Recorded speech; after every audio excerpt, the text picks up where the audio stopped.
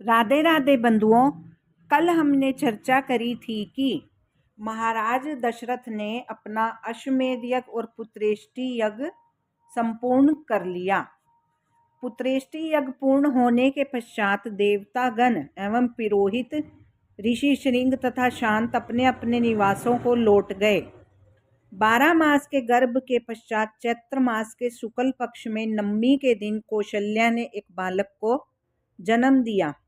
इस दिव्य शिशु के नेत्र एवं अधर लाल थे, भुजाएं लंबी थी तथा वे सभी मंगल चिन्हों से अलंकृत था।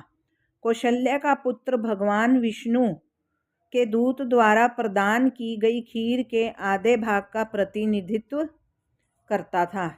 शीघ्र ही दशरथ की कनिष्ठतम रानी कैकेयी ने उस खीर के 8वें भाग का प्रतिनिधित्व करने वाले पुत्र को जन्म दिया।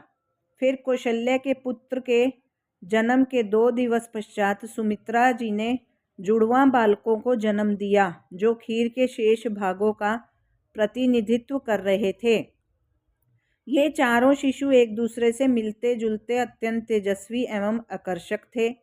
वस्तुतः महाराज दशरथ के पुत्रों के जन्म पर देवताओं ने स्वर्ग से पुष्प वृष्टि की, गंधर्वों ने गीत गाए एवं मधुर वाद्य यंत्र बजाए तथा अप्सराओं ने नृत्य किया।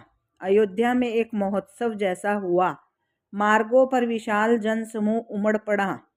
इस उत्सव में वादक, नर्तक तथा नागरिकों के साथ अभिनेताओं ने भी भाग लिया। कौशल्या के बालक के जन्म के 13 दिवस पश्चात महाराज दशरथ के कुल पुरोहित वशिष्ठ मुनि जी ने नामकरण संस्कार संपन्न किया। उस भाग्यवान ऋषि जी ने कौशल्या के पुत्र का नाम राम, कैकेयी के पुत्र का नाम भरत तथा सुमित्रा के जुड़वा पुत्रों का नाम लक्ष्मण और शत्रुघ्न रखा।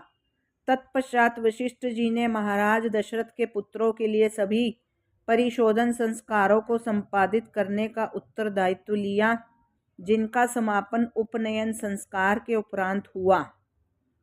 वशिष्ठ के मार्गदर्शन में चारों भाई वेदों के ज्ञाता, महान पराक्रमी तथा समस्त दैविक गुणों को धारण करने वाले हो गए।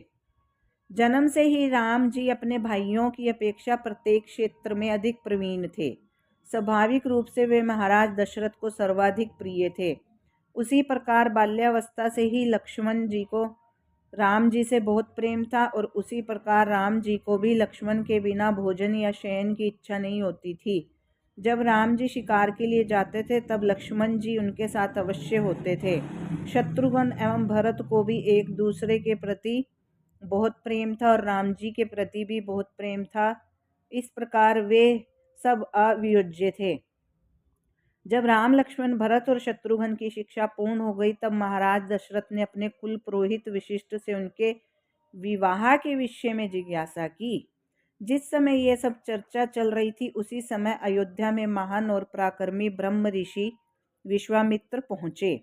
जैसे ही उन्होंने महल में प्रवेश किया, महाराज दशरथ जी एवं वशिष्ठ उनका अभिवादन करने हेतु अपने अपने स्थान से उठ खड़े हुए।